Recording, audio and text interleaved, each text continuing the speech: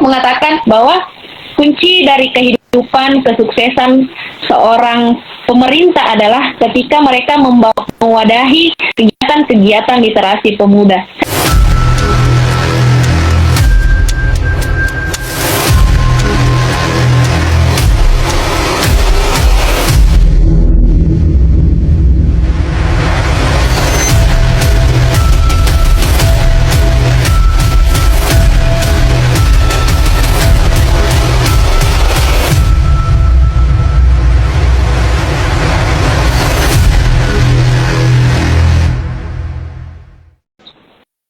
Jadi Karara kalau boleh tahu di desa Karara juga sudah ada perpustakaan ya. Perpustakaan itu yang dijadikan sekretariat ya dari komunitas pintu literasi. Itu ya Karara. Betul sekali, Kak. Kalau ini perpustakaan, kami jadikan sekretariat dari komunitas pintu literasi. Kira-kira Karara buku-buku yang terkumpul dari di perpustakaan itu apakah sumbangsi dari personal ataukah memang ada bantuan juga dari pemerintah gitu Karara? Oke Kak, perlu saya sampaikan, saya kan dulu itu tipikal orang yang senang mengikuti kegiatan-kegiatan yang berbasis pemerintahan. Saya dengar di desa sebelah misalnya ada reses anggota dewan, saya selalu menyuarakan. Dan saya selalu menyuarakan hal-hal kepemudaan Kak Hamka, khususnya di bidang literasi. Saya selalu mengatakan bahwa kunci dari kehidupan kesuksesan seorang pemerintah adalah ketika mereka mewadahi kegiatan-kegiatan literasi pemuda. Saya memperkenalkan komunitas pintu literasi bahwa kami butuh ini, dan sebagainya. Dan alhamdulillahnya Kak Hamka, beberapa tahun yang lalu, 2021, kami mendapatkan bantuan buku dan rak buku, ada meja, kursi, dan 1 komputer. Selain itu ada sumbangsi buku dari para pegiat literasi, teman-teman para pegiat literasi yang menyumbangkan tulisannya, bukunya untuk adik-adik yang ada di komunitas pintu literasi. Jadi sumber kami sebenarnya ada 2, selain kami menghimpun buku-buku dari masyarakat, orang-orang yang mau menyimpan bukunya di kedai ini, kami pernah mendapatkan bantuan dari pemerintah Kak Hamka. Kita kembali ke tantangan yang akan Karara hadapi ya kemudian hari. Perpustakaan hari ini khususnya kalangan milenial itu hanya kalangan minoritas yang tertarik untuk berkecimpung di perpustakaan, nimbrung di perpustakaan, bercengkrama dengan buku.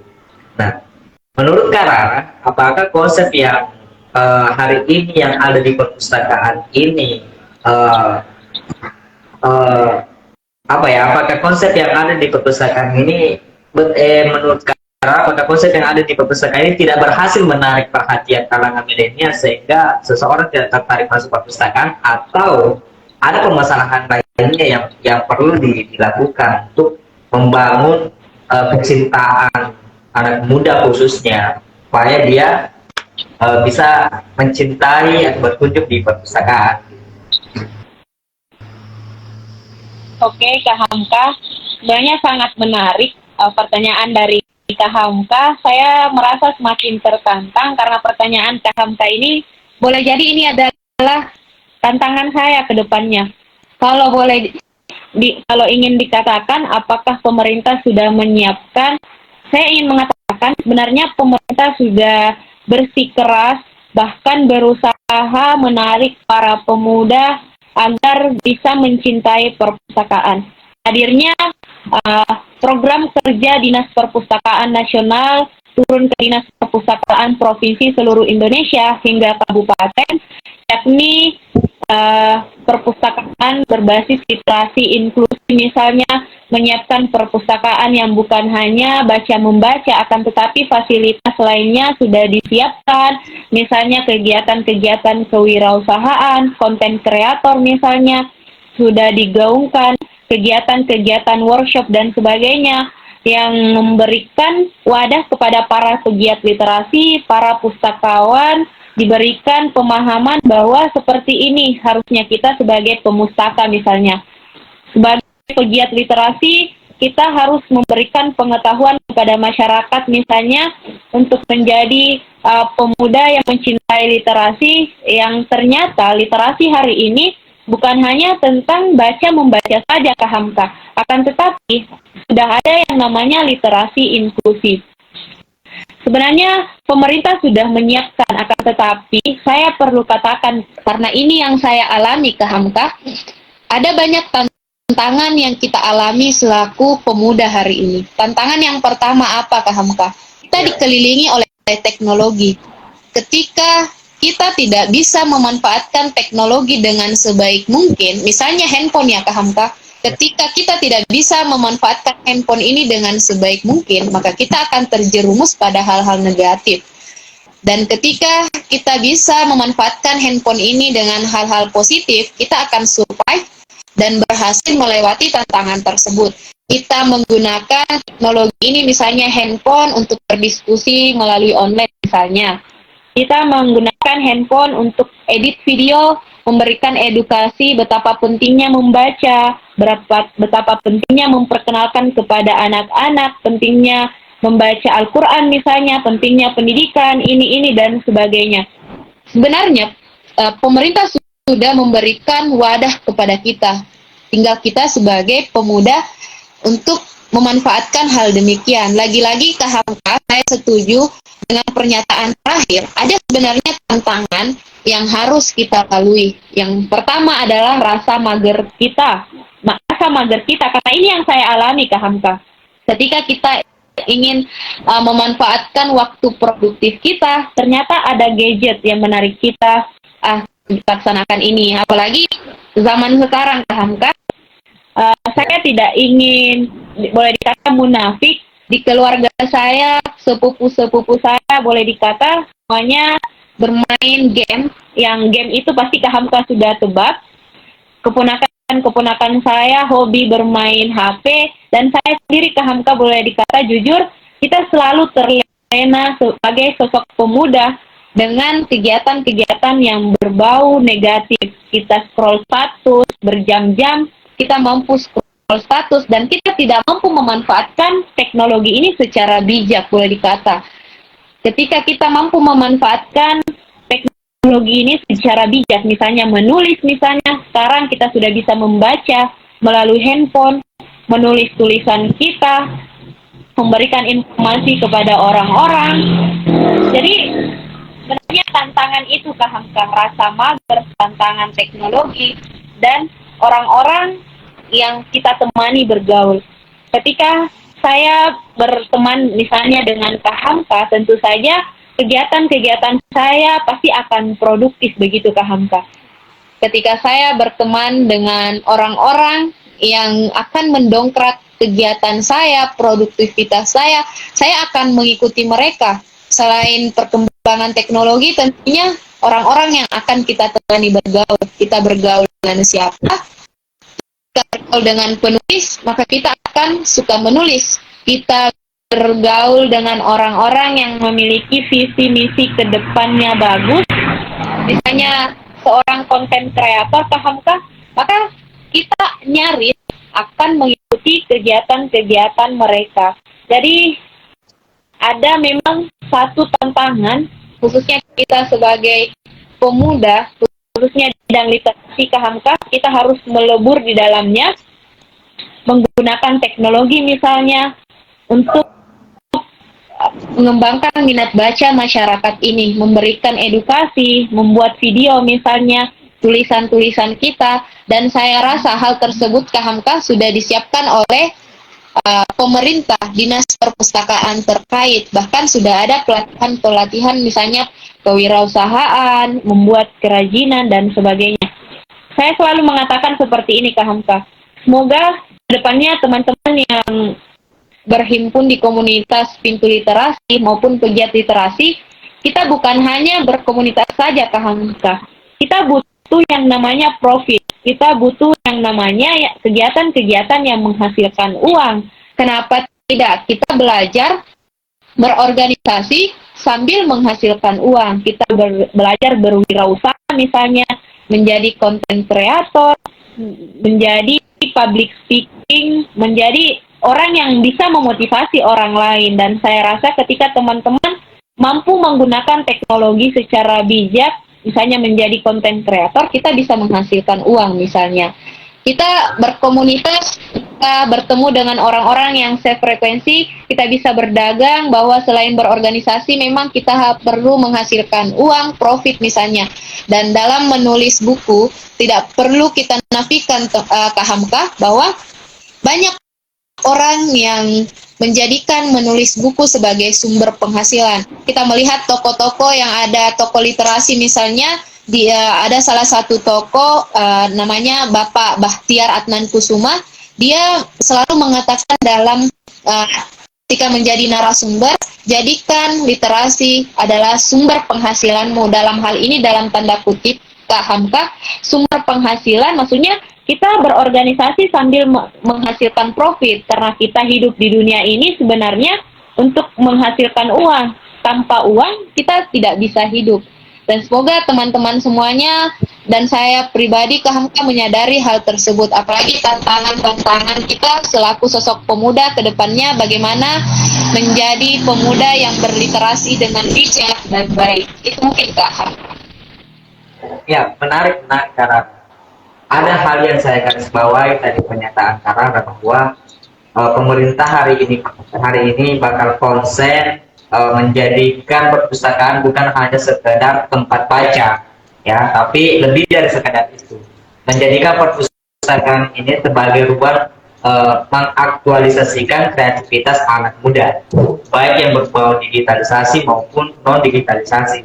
Nah, konsep itu sebenarnya saya secara pribadi sepakat sih, karena ketika konsep perpustakaan hari ini bukan hanya sekedar datang baca buku, tapi ada nuansa-nuansa diskursus di dalamnya, ada ruang-ruang studio untuk mengaktualkan public speaking di dalamnya, ada ruang-ruang untuk belajar menjadi content creator misalnya, belajar desain grafis misalnya. Artinya adalah di tengah era digitalisasi bermunculan potensi ekonomi kreatif. Nah, ini potensi ekonomi kreatif inilah yang menurut saya harus ada wadah bagaimana mengarahkan minat bakat generasi muda untuk menjemput peluang berprofesi sebagai pegiat ekonomi kreatif.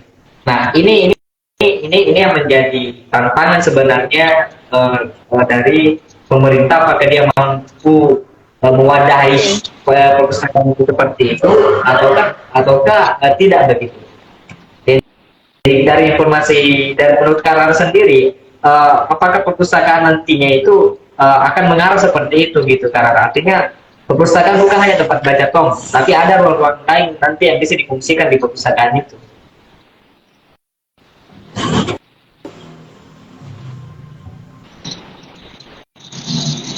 Kalau jujur ya Kak Hamka, kalau saya pribadi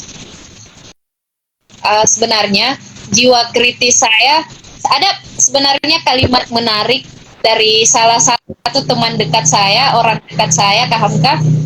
Dia salah seorang pegiat literasi juga,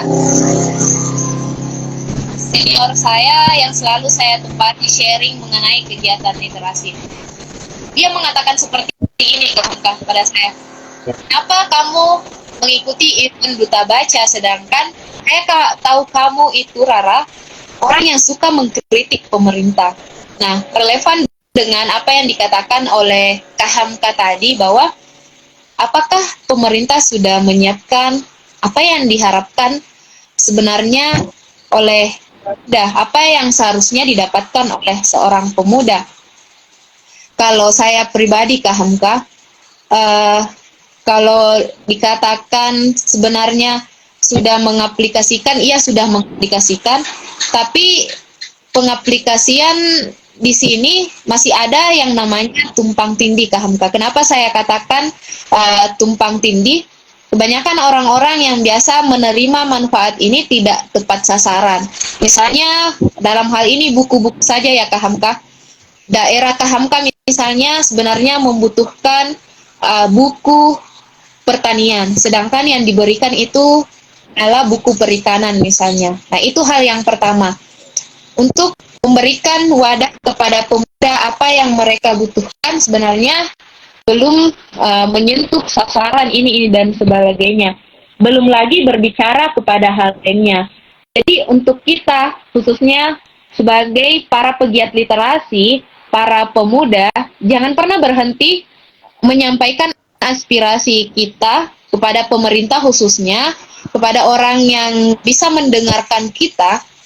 Teman-teman, tidak ada salahnya untuk menjadi atau terlahir menjadi pemuda yang kritis. Tapi saya selalu menggarisbawahi seperti ini ke Hamka. Kita boleh mengkritiki dalam tanda kutip pemerintah, tapi dengan cara yang terdidik. Karena kita selaku pemuda yang memang sudah dilatih, terdidik, maka ucapan dan kritikan kita juga harus terdidik. Itu Kak Hamka.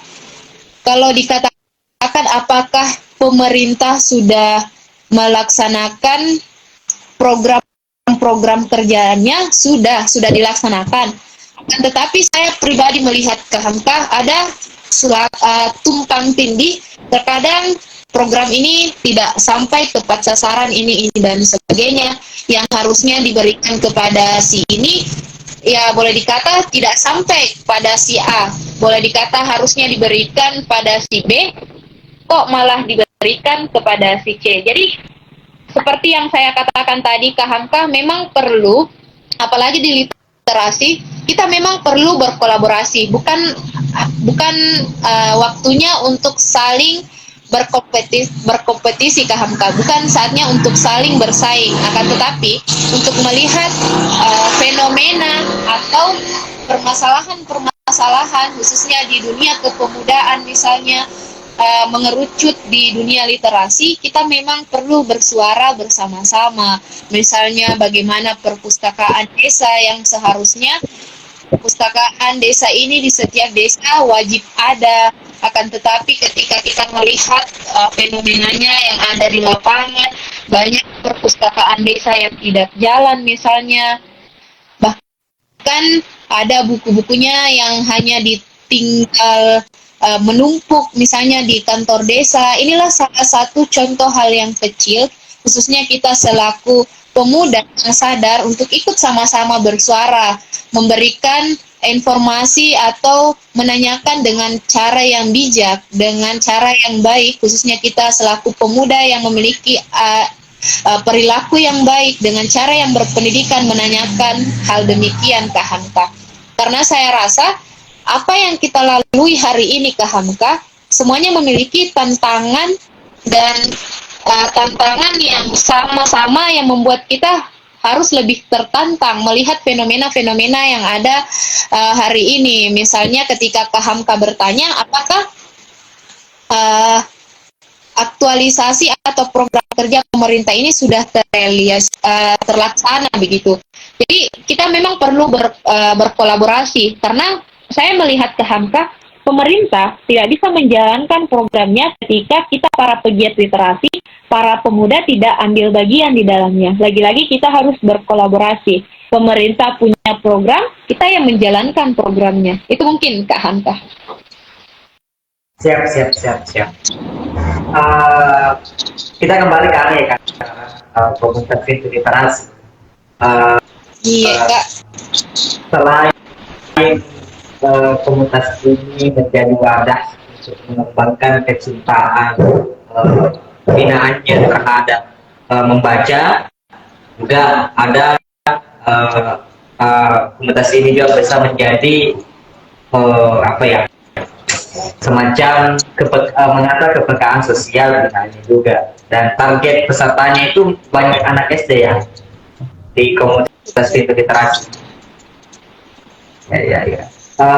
Sejauh apakah orang-orang yang tergabung di komunitas literasi itu hanya sebatas di desa Kamara, atau dia juga bisa bergerak sebagaimana komunitas literasi online lainnya gitu, yang kadang menjejaring seluruh teman-teman yang punya kecintaan terhadap literasi yang secara online? Apakah seperti itu atau hanya memang untuk gerakan yang ada di desa itu? Oke, terima kasih Kak Hamka. Suara saya tetap terdengar kan? Aman, aman. Masih terdengar dan masih cantik secantik yang punya suara. Karena aja buka di situ.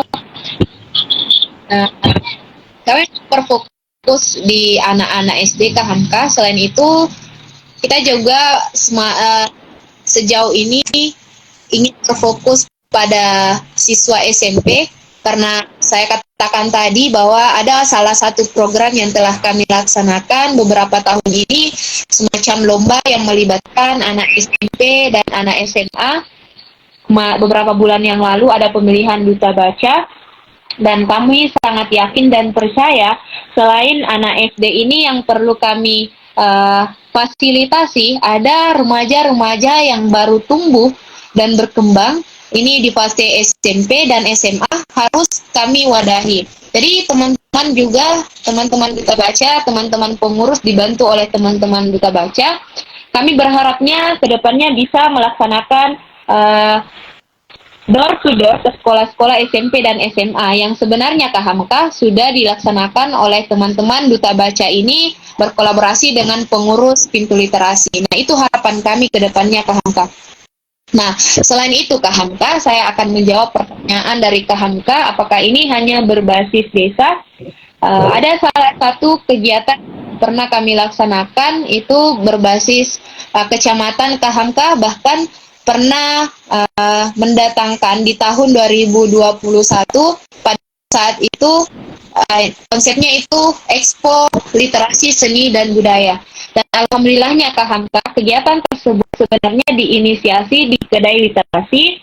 Pada saat itu kita melaksanakan bincang literasi, menghadirkan boleh dikata orang-orang yang memiliki peranan penting di Kecamatan Tompok Bulu. Ada pendamping lokal desa, salah satu ibu desa dan kepala pasar. Di kedai ini kita merembukan bahwa kita harus melaksanakan event besar di beberapa bulan ke depan. Pada saat itu Januari Kak Hamka, dan alhamdulillahnya kita berhasil melaksanakan yang namanya Expo Literasi. Pada saat itu kita berhasil mengundang Duta Baca Sulsel 2018-2020 dan Kak Rizal Jamal. Karena pada saat itu Kak Rizal Jamal sepertinya baru booming-boomingnya dan diminati oleh para pemuda, dan alhamdulillahnya kita berhasil melaksanakan event besar di Aula Kecamatan Tompok Bulu yang berbasis literasi, UMKM, dan melibatkan orang tua, anak sekolah, dan alhamdulillahnya berhasil Kak Hamka. Itu salah satu program kerja besar yang bisa melibatkan mulai dari instansi pemerintahan, Pak Camat, seluruh kepala desa, UMKM, BUMDes, dan kami sangat bersyukur karena dalam kegiatan tersebut disupport baik oleh pemerintah Kecamatan Tompok Bulu, bahkan informasinya sampai ke kabupaten.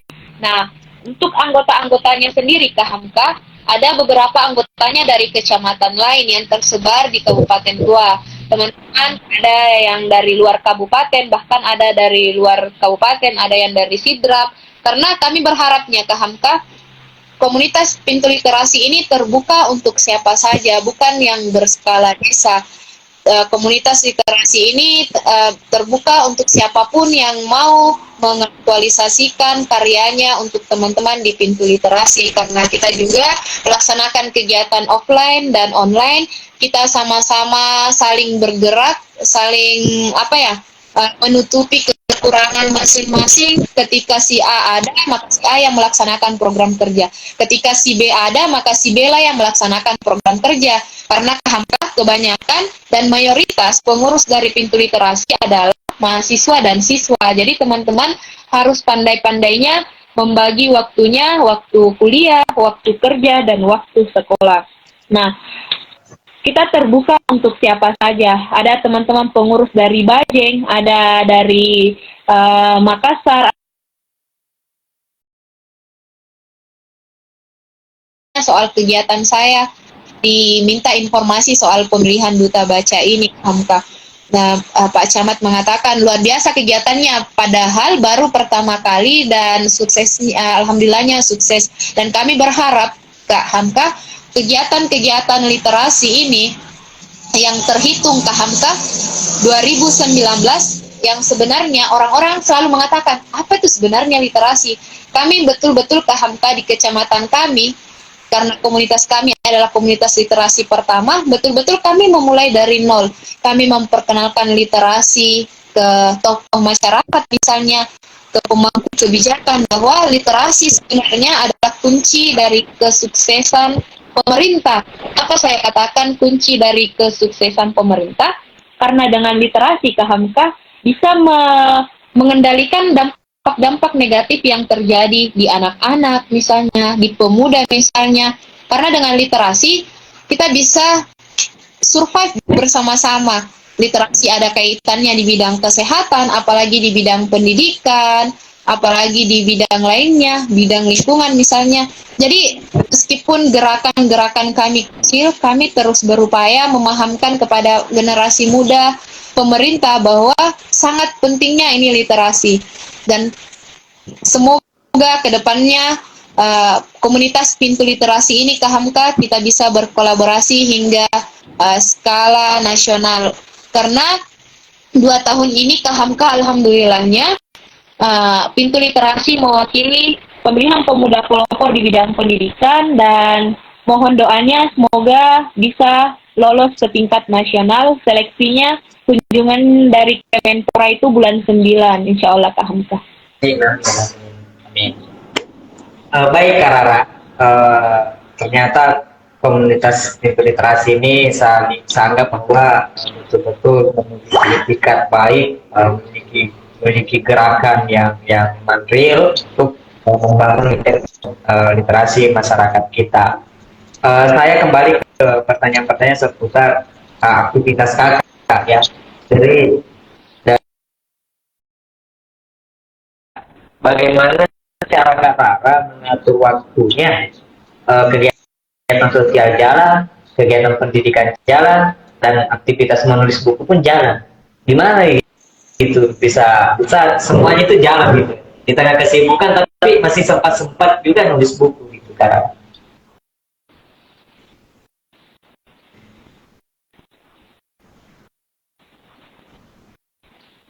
Paham Kak? Atau saya ulang kembali pertanyaanku? Dengar jika bagi waktu ya? Iya Kak Rara.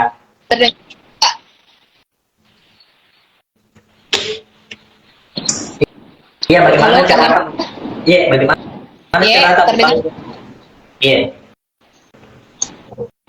Iya, kalau ditanya sebenarnya bagaimana cara membagi waktu organisasi misalnya, kuliah, menulis, dan tanggung jawab selaku anak di keluarga, di salah satu anggota keluarga, apalagi saya berasal dari kampung yang boleh dikata Kak Hamka betul-betul kampung, kaki gunung Lompo Batang. Kalau teman-teman tahu kaki gunung Lompo Batang, dataran tinggi Kabupaten Goa. Saya tidak berjalan begitu saja Kak Hamka.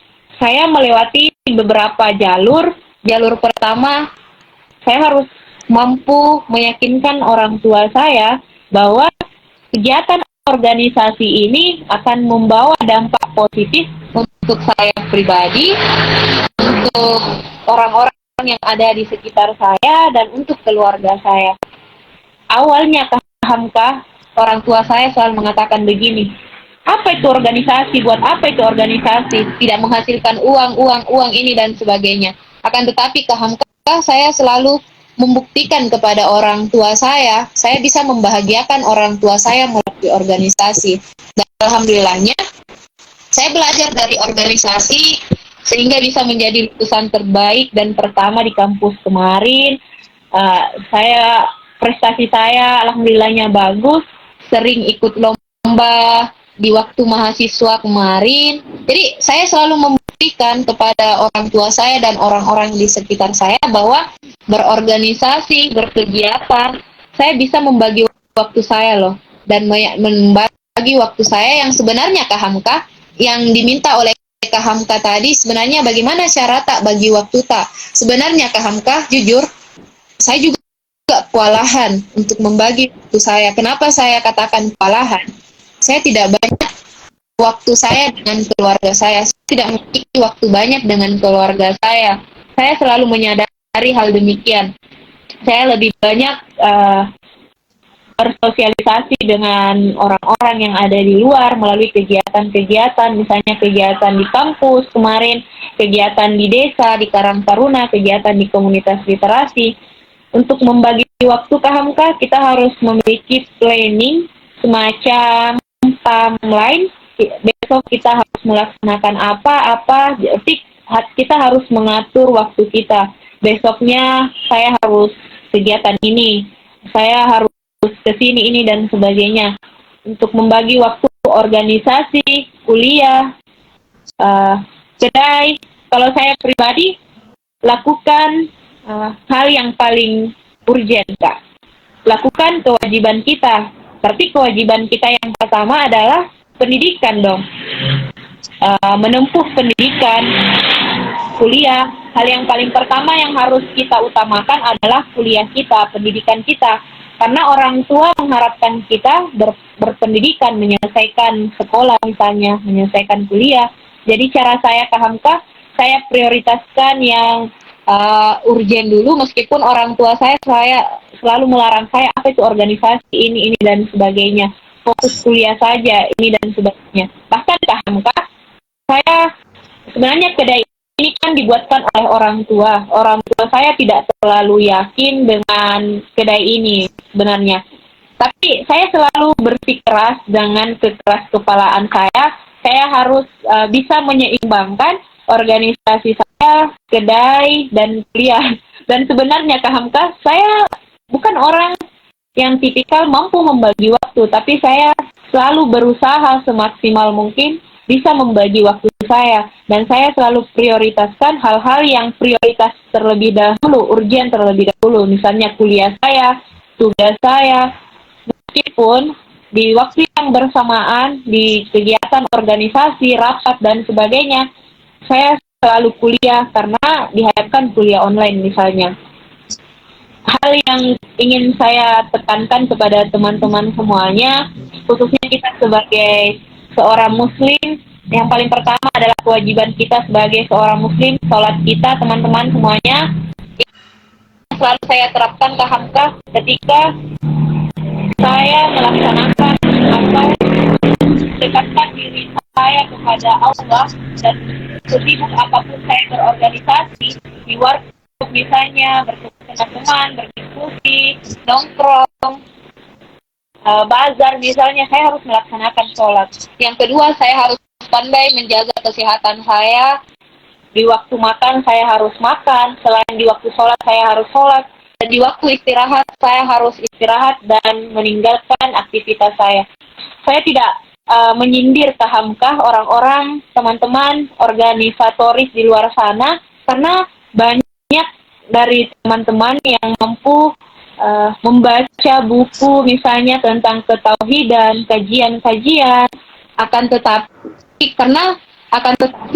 meninggalkan sholatnya, misalnya sholat subuh, bangun kesiangan. Meskipun boleh dikata Kak Hamka, saya juga bukan tipikal pemuda yang terlalu sempurna, akan tetapi saya selalu menekankan kepada teman-teman ketika berorganisasi, ingat kewajiban kita sebagai seorang muslim, sholat, jaga kesehatan, istirahat.